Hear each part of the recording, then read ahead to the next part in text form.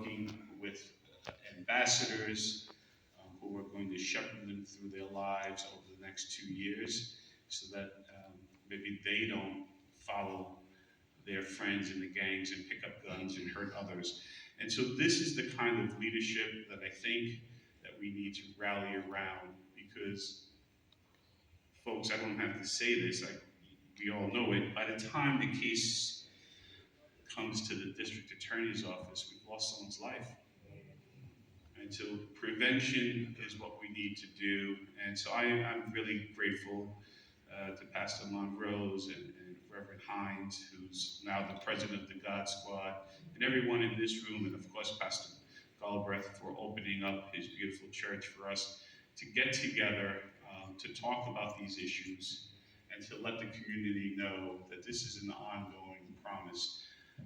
I've worked very closely with the legislature to try to get them to take simple steps, not so simple to get passed, but simple steps to make sure that we find solutions to gun violence and limits and have common sense restrictions and micro-stamping of ammunition and smart guns and things that would reduce the availability of these weapons.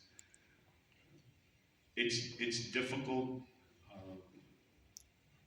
and it's painful that we have to talk about having simple, common sense gun restrictions as a matter of a political discourse.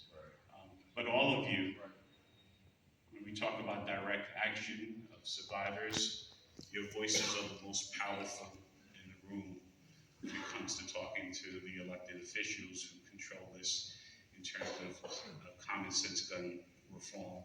And so I stand ready, willing, and able to make sure that there's direct action on your cases.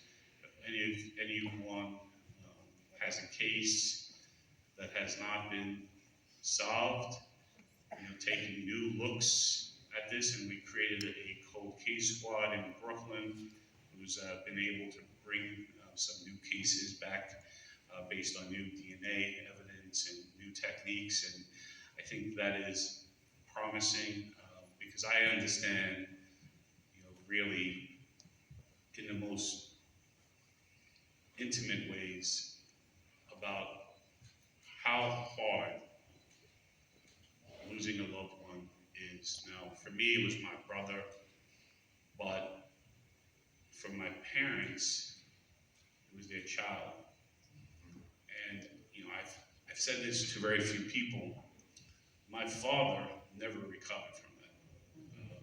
My father blamed himself for things that had family complications. He should have been done more for his son. He should have not pushed him out the house as quickly. He should have been a different type of father. He blamed himself. Went to my brother's gravesite every day of his life until he passed.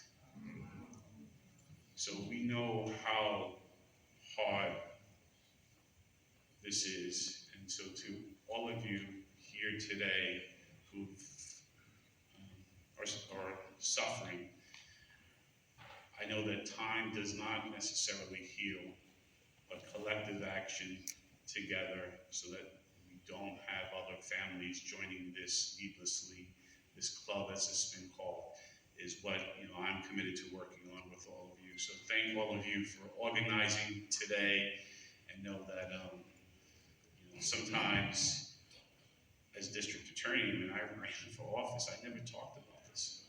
I just never talked about it. It was too personal. It was too personal. It hurt too many people in my own family. But there's very few people who grew up in this city, especially in the 80s and 90s and here, who have not been touched by gun violence. So for all of you in the fight and in the work, God bless you, and I thank all of you for organizing this. Thank you.